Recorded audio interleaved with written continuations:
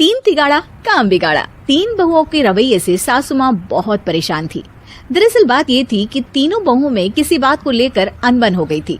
तब से ही तीनों एक दूसरे से मुंह फुलाए रहती थी। ना कोई सीधे मुंह किसी से बात करती, ना किसी का कहना मानती। पड़ोसी भी इस बात को जानते थे और जाने कैसे कैसे बातें भी करते। इसीलिए सासू माँ ने तीनों बहुओं को तुरंत अपने कमरे में बुलाया। मैं कई दिनों से देख रही हूँ, तुम तीनों अलग अलग सारे काम कर रही हो। ये सब नहीं चलेगा, तीनों को मिलकर ही काम करना पड़ेगा। सास की बात सुनकर एकदम से बड़ी बहू बोल उठती है। नहीं मम्मी जी, मैं इन दोनों के साथ कुछ नहीं कर सकती। मैं इस घर की बड़ी बहू हूँ, फिर भी ये मेरा कहना बिल्कुल भी नहीं मानती। अरे जेठानी जी, जानबूझकर मुझे डबल काम करवाती है आप। और छोटी मुझसे टेढ़े मुंह ही बात करती है। इन दोनों के बीच हमेशा सैंडविच बन जाती है मेरी, और मैं हमेशा आलू की तरह बीच में मसली जाती हूँ। मम्मी जी, इन दोनों को लगता है कि मैं छोटी हूँ तो इनके पैरों तले दब जाऊंगी, लेकिन नहीं, मेरा भी उतना ही अधिकार है जितना इन दोनों का है। बड़ी आई दोनों मेरी चुगली करने के लिए, मुझे क्या कम समझ रखा है। तीनों बहू एक दूसरे से बहस करने लगती है और सास दोबारा ये देखकर टेंशन में आ जाती है और सबसे कहती है, चुप हो जाओ, अब से तुम तीनों सारे काम एक साथ करोगी।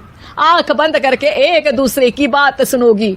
तुम तीनों इस बात को गांठ बांध लो, वरना अगली छुट्टियों में तुम्हारा अपना मायके जाना कैंसिल। सास की बातें सुनकर डर के मारे तीनों हामी भर देती हैं। जी मम्मी जी, मैं समझ गई। हाँ मम्मी जी, जैसा आप कहें। आप जो कहेंगी मैं वही करूंगी। तीनों बहू सास की बात को गांठ बांध लेती है और वादा करती है कि अब से सारे काम वो तीनों एक साथ मिलकर ही करेंगी। ये सब देखकर सास खुश हो जाती है और वहाँ से चली जाती है। नीचे जाकर वो देखती है कि घर में शर्मा जी आए हुए होते हैं। सास जोर से आवाज लगाकर कहती है, अरे बहू, जरा चाय बनाकर तो लाना, शर्मा जी आए हैं। सास की बात सुनकर तीनों बहू तुरंत किचन की ओर भागती है और चाय बनाना शुरू कर देती है। मुझे तो एकदम मसाले वाली कड़क चाय पसंद है, तो हम शर्मा जी के लिए मसाले वाली चाय ही बनाएंगे। अरे नहीं दीदी, गर्मी के मौसम में मसाला चाय कौन पीता है। मैं तो शर्मा जी के लिए इलायची वाली चाय ही बनाऊंगी।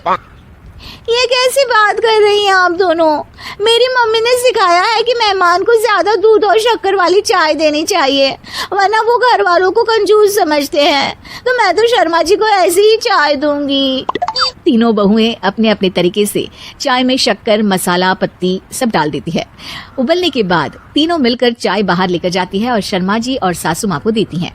चाय पीने के बाद शर्मा जी सासू माँ को देखकर शर्मा जाते हैं और शर्मिंदा महसूस करते हैं कि आखिर उन्होंने चाय पीने के लिए हामी क्यों भरी।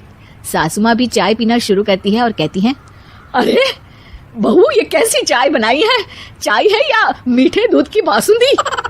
हाँ, चाय अच्छी नहीं लगी क्या? कोई बात नहीं, हम पराठा बनाकर लाते हैं। चलो चलो अंदर। हाँ चलो। हाँ, आती हूँ मैं भी। नहीं, मेरा पेट चाय ने ही चौपट कर दिया, वही काफी है। पराठे से पोपट नहीं करवाना, मैं तो चलता हूँ। शर्मा जी चुपचाप पतली गली से निकल जाते हैं। अगले दिन सास बहुओं से कहती है, अरे बहू, जाओ जाके ऊपर के गेस्ट हाउस की सफाई कर दो। कल हमारे यहाँ मेरे दूर के रिश्तेदार आने वाले हैं, तो पूरे कमरे को चमका देना, समझी? तीनों बहू सास की बात को मानकर ऊपर सफाई करने चली जाती हैं और तीनों कमरे की सफाई चालू कर देती है। बड़ी बहू मकड़ी के जाले साफ करती है तो बीच वाली झाड़ू लगाना और छोटी वाली सर्फ डालकर जमीन धोना शुरू कर देती है। अरे दीदी, जेठानी जी, अभी मैंने पूरी फर्श धोई और आप फिर से धूल नीचे गिरा रही हैं। और मछली जेठानी जी, आप भी ना झाड़ू की धूल यहाँ छटक रही हैं। अरे तीनों को साफ करना है, एक साथ सफाई करते हैं ना। अरे वही तो, हम साथ साथ हैं, घर साफ साफ है। तीनों बहू ऐसे ही काम में उलझ जाती है और 2 घंटे तक एक ही कमरे की सफाई करती रहती है। बहुत देर से अपनी बहुओं को ना देखने के कारण सास ऊपर कमरे में उन्हें देखने जाती है, लेकिन कमरे में घुसती ही वो गीली फर्श पर फिसलने के कारण नीचे गिर जाती है।